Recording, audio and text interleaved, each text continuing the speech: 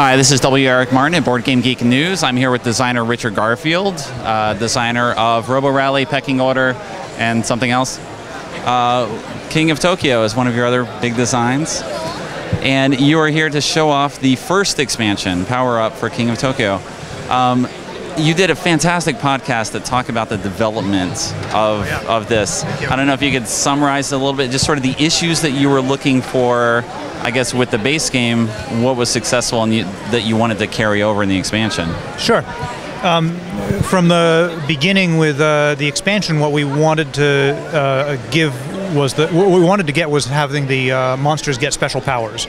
The base game, the monsters all have this wonderful personality that's evident in the illustrations, but really they're no more than Colonel Mustard in Clue. And so everybody, when they heard about the expansion, said, "Oh, yeah, special powers are great." And so I began that and was excited about that as a project. It seemed the natural thing to do, but every time I worked on something, I ran up into the same issue, which was that once you started giving them special powers, it seemed to limit the strategies which the players were able to or willing to pursue.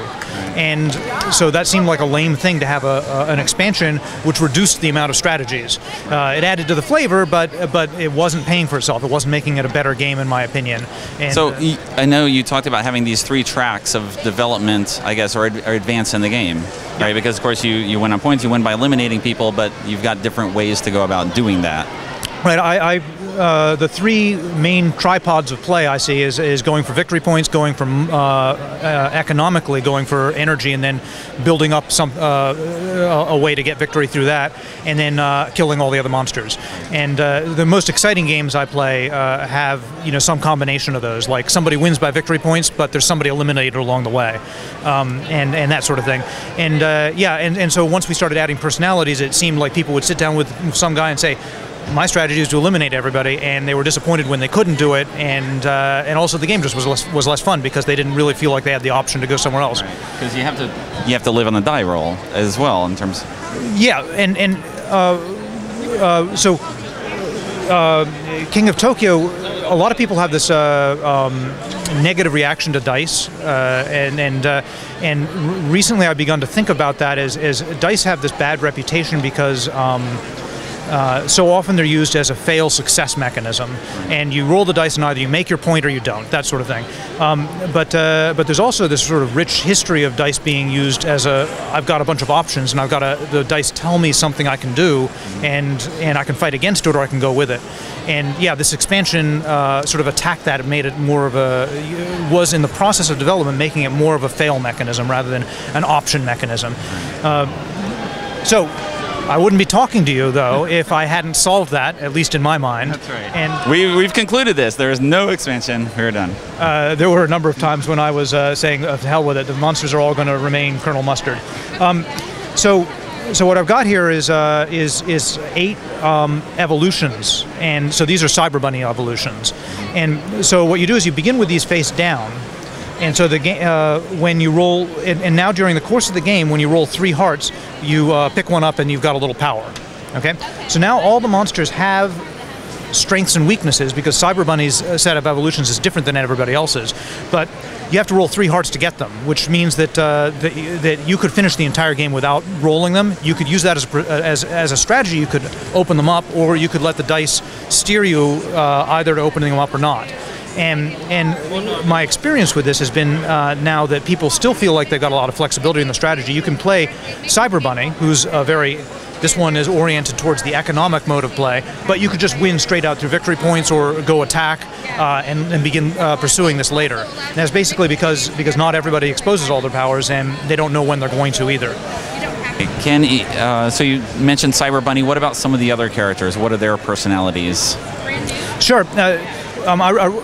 This mechanism really allowed me to bring out a personality for each of the creatures, and I was able to do it with, I hope, the sense of humor which the original artist really brought out with the images. But Alienoid, for example, I was able to get this like funny-looking but dangerous, and sort of to express that there. And then anger batteries because he looks angry, and so and with this one he gains an energy every time.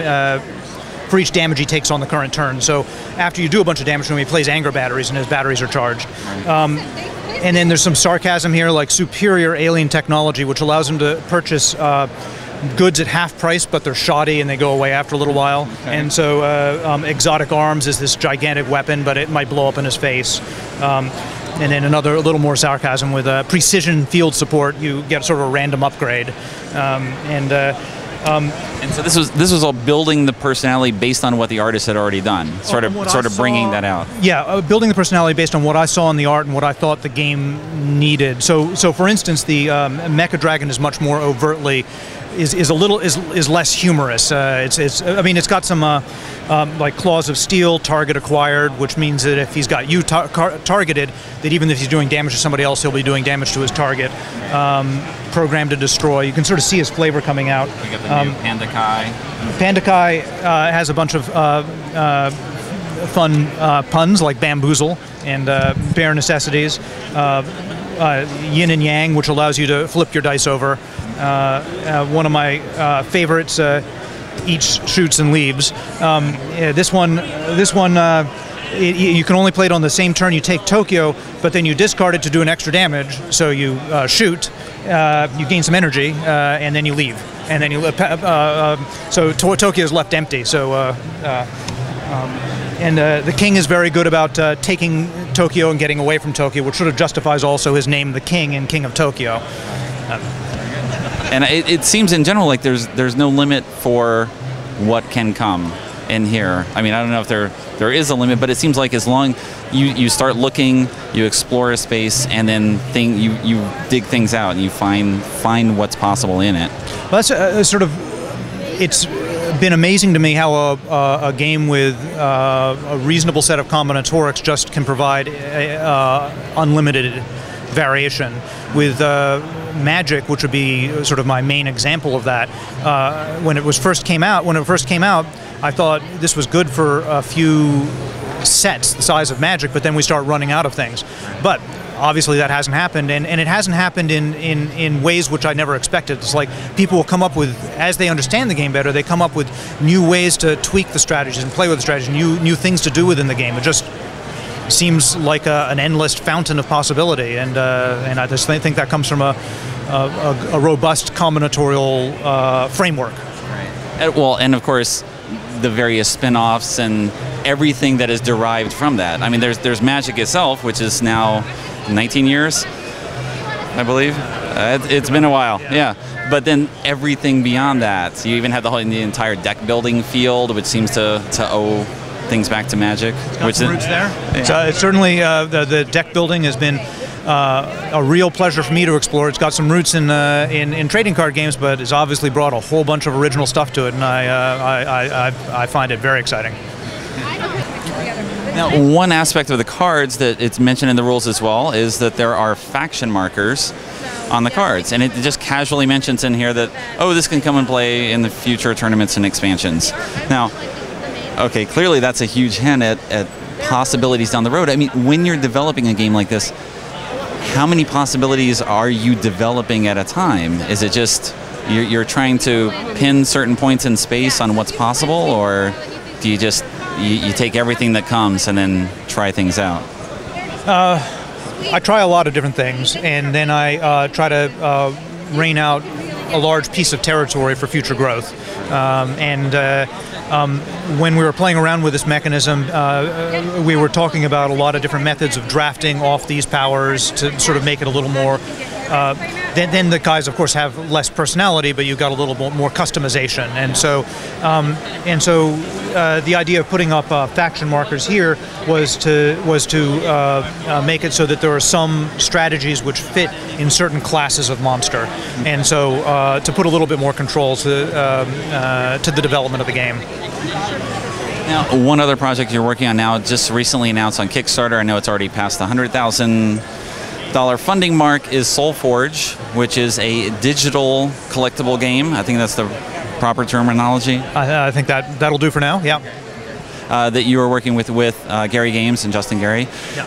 Now, what are the goals in doing that? Now, what are the advantages of doing the digital format, and any disadvantages that have come about? Well, I've been working on digital.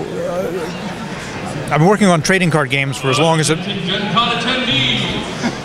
Media guest of honor, Michelle Nichols, is currently signing Star Trek 10 in the Mayfair booth at 5:30. I've been working on trading card games, of course, for as long as there have been trading card games, but one of the very early things I wanted to do was take a trading card game and make the ideal digital version of it. So like Magic Online was and is a blast, but you can't help when playing it to think, wow, this is really awkward. And of course it is awkward because it wasn't designed for online. And so a game with a perfect interface with the depth of Magic in online play has been sort of something I've been striving for.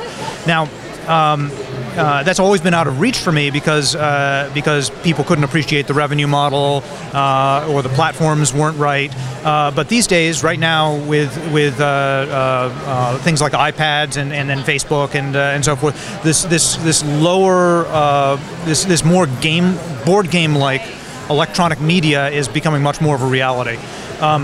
And it seems like a democratization anyway of that. With if you look at something, I don't know if you know the OU, there was the Kickstarter funding for a home-based console where you would get games streamed to you free through your TV, or it's like a $100 console. Where you're just like, that's also a completely different model, kind of the way you're talking here. Everything's up in the air right now, and so it's a very exciting time. And so it's been so that as a project is something that I've been really into for a while, and and people who love paper games are often quick to say, well, it's never going to be a paper game because I like touching them, I like sitting with my friends, and I agree with all that. I'm a big fan of paper games and what they bring. But electronic games also bring some stuff. They bring a lot of stuff. The fact that you can play any time of the day or night, and you've got rules adjudication and shuffling makes the games go much faster. And so it's a give and take. You don't get everything you do in one, but you've got strengths in both. And that was really driven home to me by Ascension, Justin Gary's deck building game, which I enjoyed as a paper game. And then when he put together this just insanely good iPad app for it, it's just the interface is wonderful, the matching is wonderful, everything is perfect with it.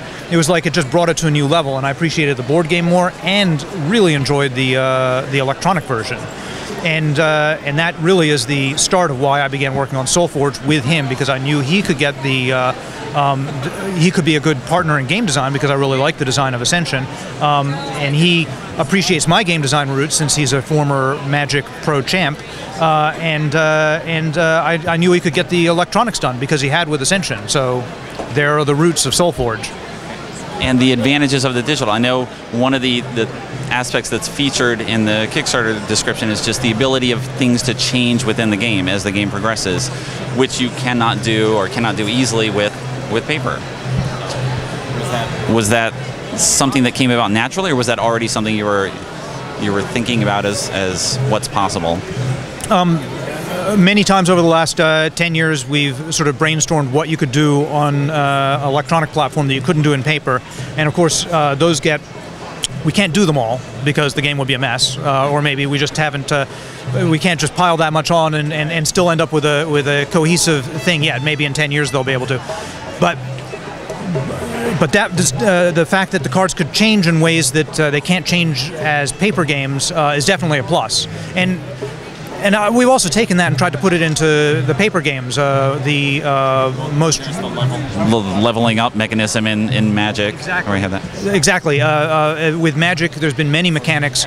The card flipping, often they come up and they go, "Wow, I wish we were doing this electronically. How can we make this work with paper?" And we work and work and work, and we simplify and simplify and simplify, and eventually we get something we think is okay.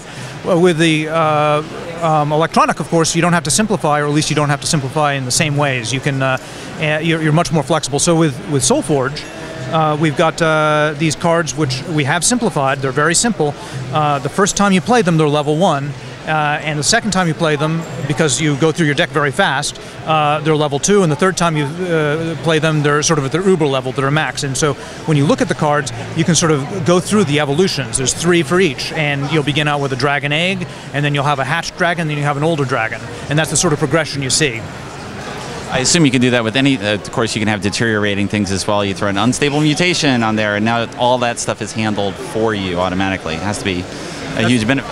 That's right, and this and so some things get very, very powerful but begin weak. Some things begin powerful and stay powerful or drop off in power, and other ones.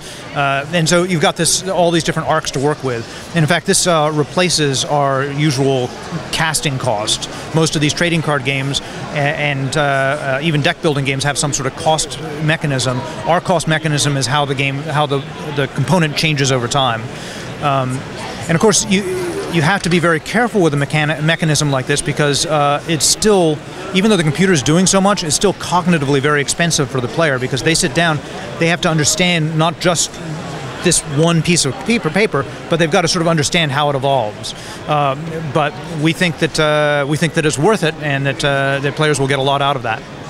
Is there anything else you want to discuss? I mean, clearly, you seem like every waking moment is games. I don't know if that's true or not, but it seems like you're looking at this from a broader perspective in terms of what's possible in terms of things to make. You've had a very diverse career in terms of the games that you've done. So I don't know if that's just a result of exploration in the field or something else. I'm a long-term, broad game enthusiast. So I like to study games from history and all the games that are out there, and really try to see games as being one category rather than hobby games and mass market and traditional card games. And so I think that's just a result of just loving games so much and looking everywhere for inspiration. So. Thank you very much for your time. Thanks for the interest.